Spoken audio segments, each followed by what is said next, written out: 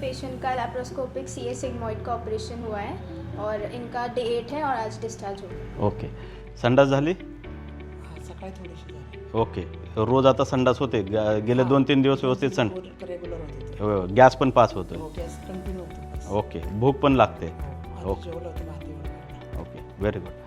तर आपण बघितलं की जे कोलोनिक कॅन्सरचे पेशंट असतात, ॲक्च्युली हे जे पेशंट आहेत ते सिग्मॉइड म्हणजे डाव्या साईडला मोठ्या आतड्यात गाठ होती, त्याच्यामुळं ते ॲडमिट झाले होते आणि त्यांना ऑब्स्ट्रक्शन होतं.